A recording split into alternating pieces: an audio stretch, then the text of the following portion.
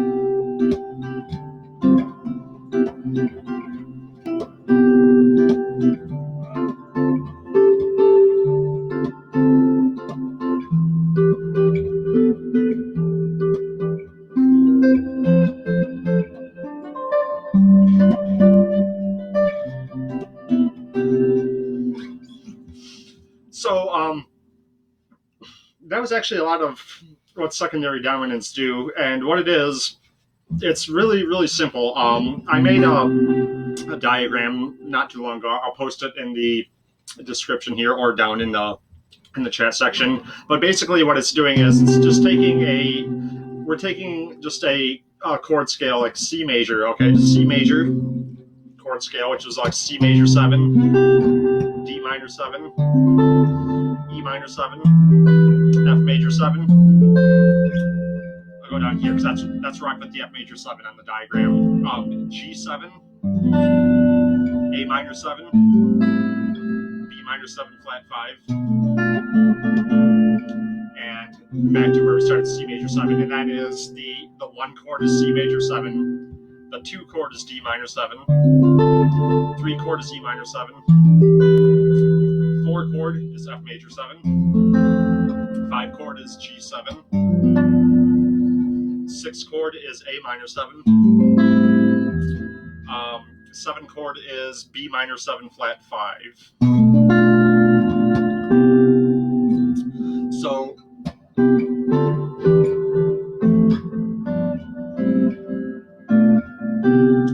basically, what the secondary dominants are you take the same concept of if you're going from like your 5 chord back to your 1 chord, which was the G7 to C major 7. What we're doing is we're taking the 7th chord shape, and that's the one that I made on the right side of the diagram there with the white fret locations. It's just a 7th chord shape. It's this 7th chord shape, basically, just like a C7. That's the shape that I used for it. And what we're doing is we're playing a 7th chord, a perfect 5th above one of the diatonic chords in that chord scale. So here's what that means. So if we take just the C major 7 or 1 chord, if you go a perfect 5th above that, which is for the shapes that we're doing here, which is doing all of the 7th chords, they're starting on the bottom string. So the perfect 5th is you go up a string and you go over 2 frets. That's how you find your perfect 5th, the easy way. So like in C, C, D, E, F, G, G is the perfect 5th in the key of C. So what we're doing is we're going, we're starting a perfect fifth above where the 1 would be, which in this case is G. And then we're resolving that down to the 1 chord. We're doing that same thing, but the difference is that we're taking that 7th chord and we can do it a perfect fifth above any of the other chords on that diagram. So say we're doing our 2 chord here, like the D minor 7. Well, the secondary dominant is like this. You take your D, you go up, and you go over 2, and that's the perfect fifth. And so that's an A in this case. So we can do this. We can play the A7, resolve that down to the D minor 7. And I'm seeing a lot of flickering. There's this new interface that Facebook is doing for streaming. I hope that this is not causing problems. I haven't tried it yet. This is brand new. I didn't see it the last time I streamed. But so that's what we did. We're taking one of the chords in the chord scale. In this case, we were on the D minor 7 to the 2 minor 7. And we just started a perfect fifth above that. Play the 7th chord. Then resolve that back down to that D minor 7 chord like that. And that's the same thing that we see in just the regular 5 chord to the 1 chord. So basically it's just remembering that's the concept. That's all there is to it, and it's really easy once you get going with it, and they always sound good.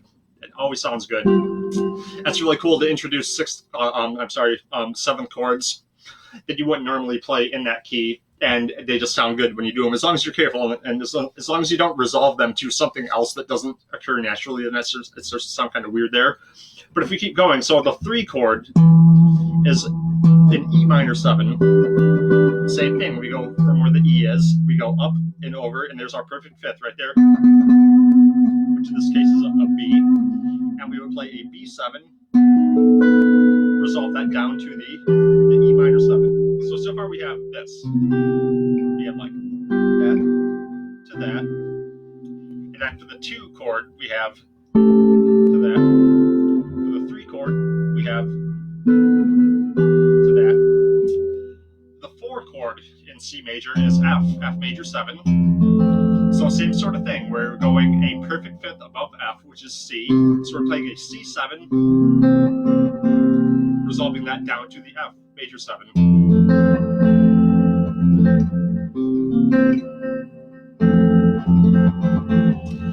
The 5 chord, as we already talked about in the key of C, is G to G7.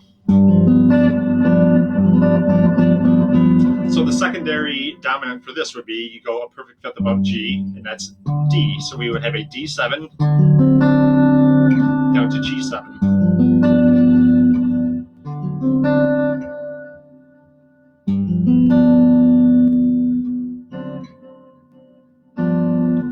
The 6th chord in C major is A minor 7. So we go a perfect fifth above A, which is E. So we would have an E7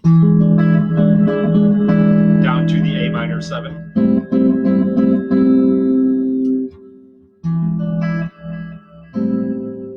And getting into the end here, the 7 chord in B on C major 7 is a minor 7 flat 5, a B minor 7 flat 5.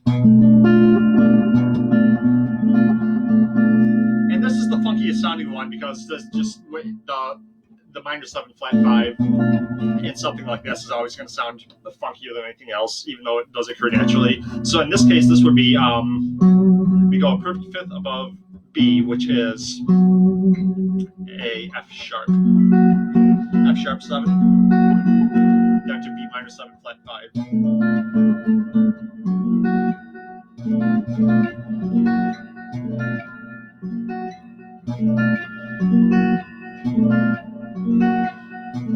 Sounds weird. I don't know how often you're going to use anything like that, or hear anybody else do it. I probably wouldn't play that.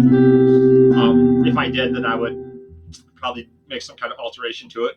But essentially, that's it. That's what secondary dominants are. So going back through everything so far, so we take our regular chord scale, and in this case, we're doing C major.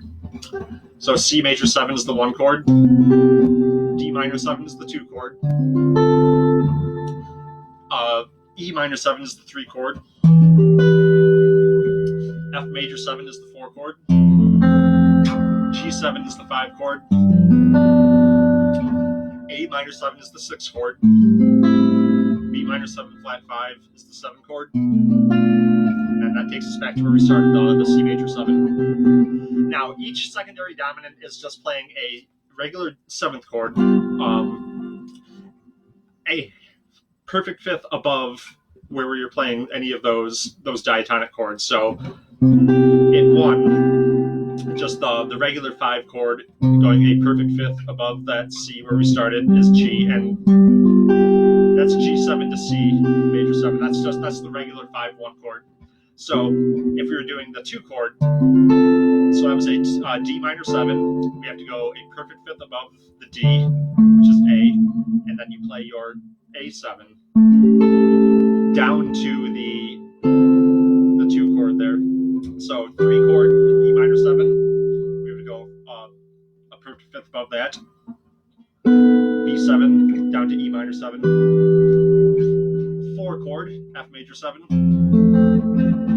a perfect fifth above F is C, so C7, back to F major 7. Go to our 5 chord, which is G7. Perfect fifth above G is D, so we play a D7, down to G7.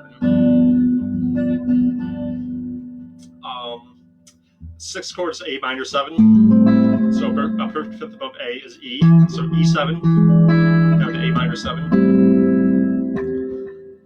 7th chord, B minor 7 flat 5.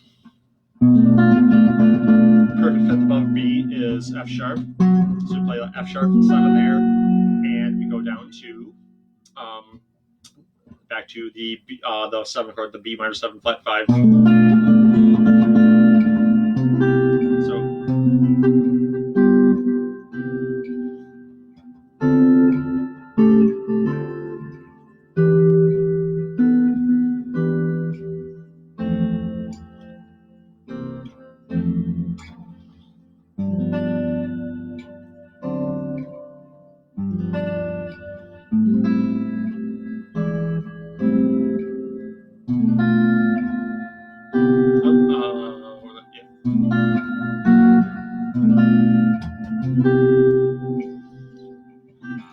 and it sounds a little the effect of the secondary dominant gets a little lost when I'm playing the 1 chord, or playing the starting chord, then going up to the secondary dominant and back down to the diatonic chord. So I'm just going to do this now. I'm just going to I'll play just the chord scale itself.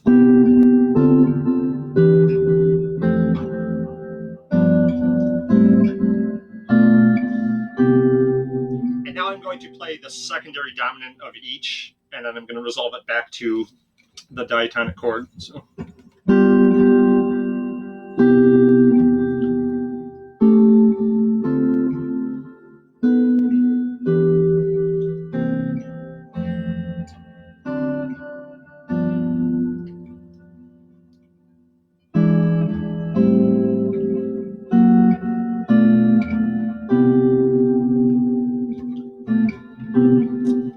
And I did it in the key of C just to eliminate the sharps and flats, just to keep it easier to keep track of which notes we're starting with and dealing with.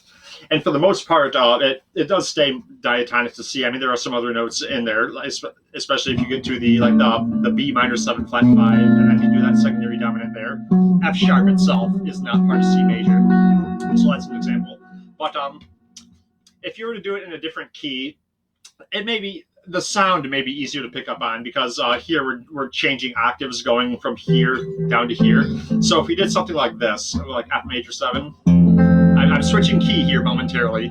So the key of F major, we have F major 7, G minor 7, A minor 7, B flat major 7, C7, D minor 7, E minor 7 flat 5, back to F major 7.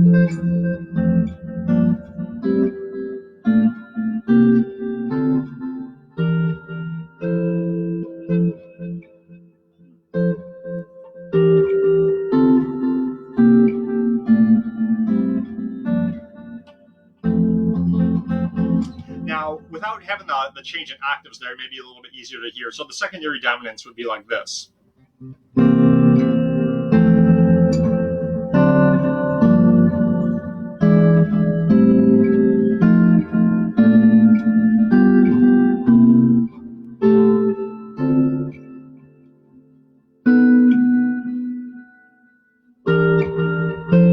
It gets a little hard to hit those chords up here on the higher frets. I'm going to try that again. Still in F, in key F major.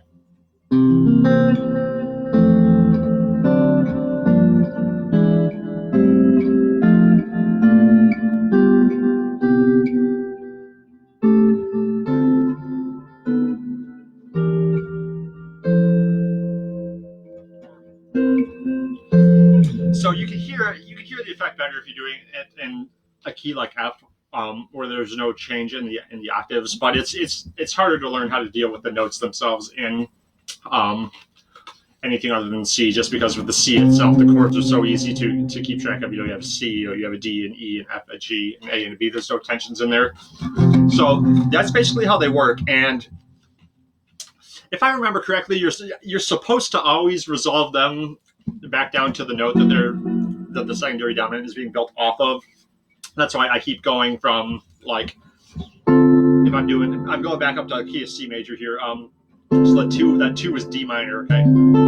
So going from E7 to D minor, that's why I'm always resolving it from the secondary dominant, down to the note that I'm basing it off of. Because I think, if I remember correctly, you're supposed to always do that. But then again, that you don't have to do anything in music. I mean, we're not talking about classical where there's these really strict rules about what you can and can't do, and you have to do this and you can never do that. But some of the effect is lost if you play a secondary dominant and then you don't resolve it down to the chord that it's based off of.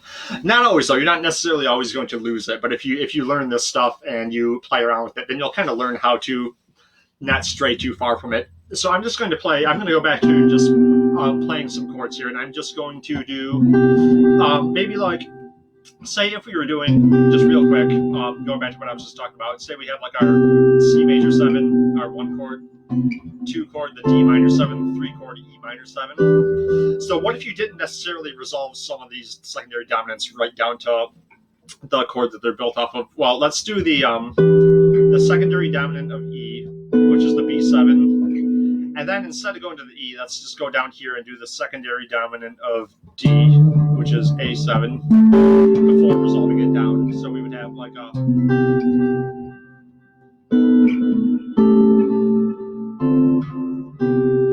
It sounds...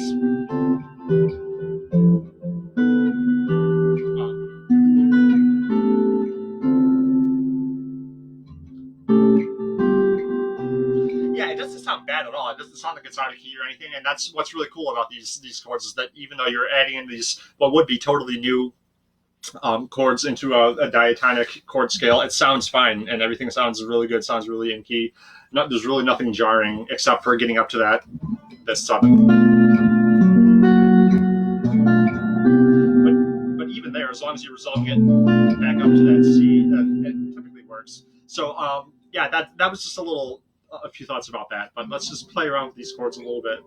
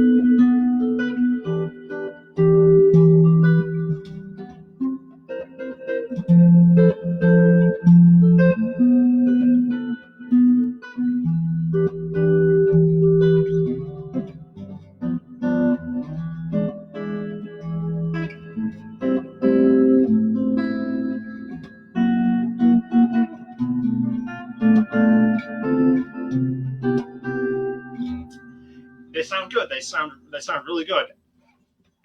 They sound so good, in fact, and they fit so well that sometimes if you're not familiar with the concept of these, you may have a hard time picking out which one is actually a secondary dominant. So I'm going to do the same sort of thing again, but I'm going to say whenever I'm doing one of those secondary dominant chords. And when I do, just like I just did before, I'm always resolving it back down to the note I built it off of. I'm not straying away from that. But that's what I'm going to do. So I'm going to go back to C major.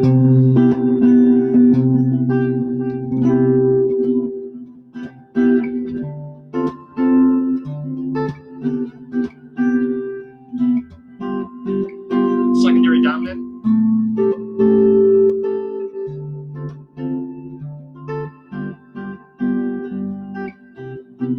Secondary dominant. Secondary dominant.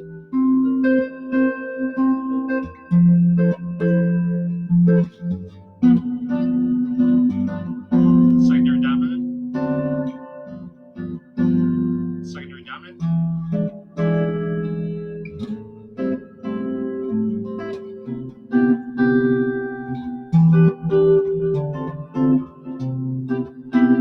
Secondary dominant.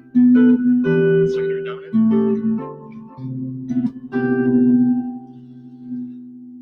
How about I just say here instead? That's a lot easier.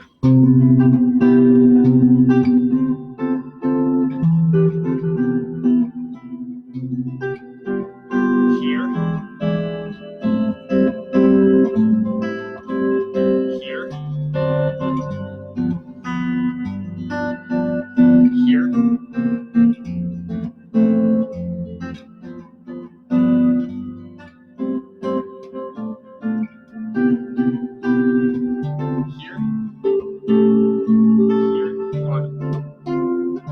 Here.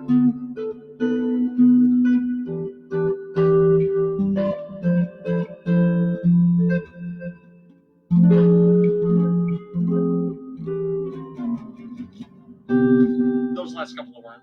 But yeah, really cool concept and really fun to play around with. Just a few more times. Like getting up there, I really like that effect of going.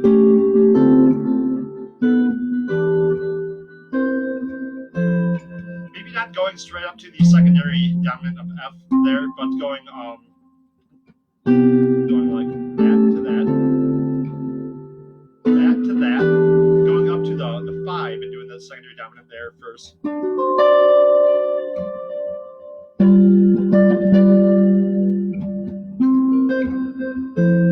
I think I just don't like the sound of that one in general.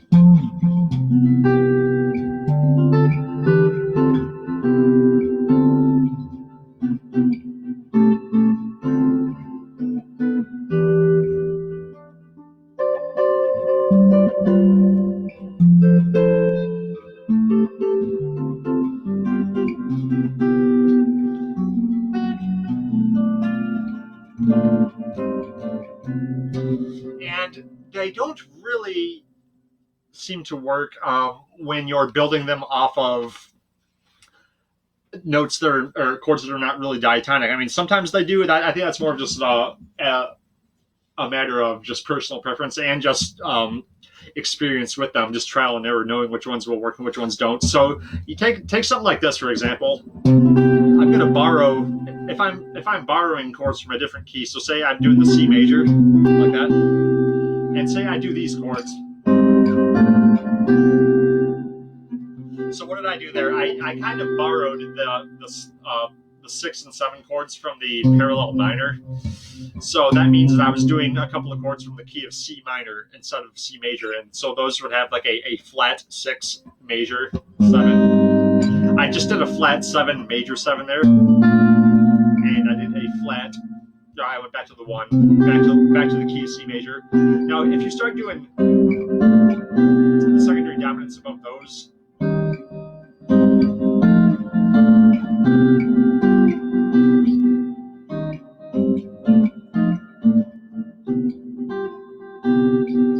They sound pretty bad.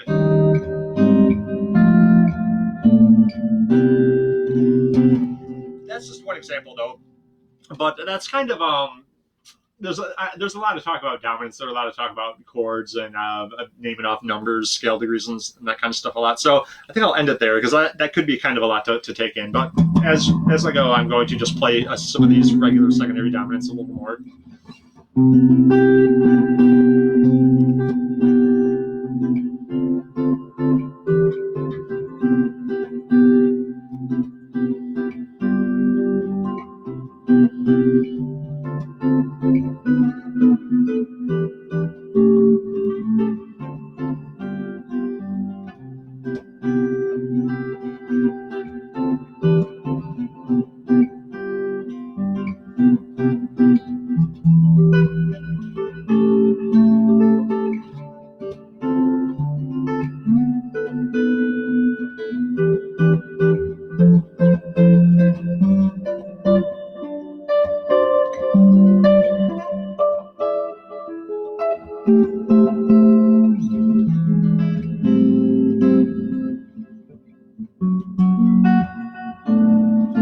That one sounds so bad.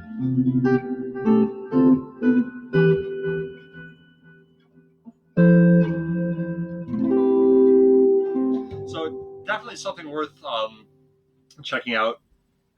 Even if you don't wind up going through the trouble of just learning all of these these scale degrees and stuff like that, and all the chord names and everything, just knowing that you can take anything a lot of the time, and you can just play a seventh chord, a perfect fifth above it, up and over two, and go down to that, and it's a good chance it'll sound really nice. So that's it.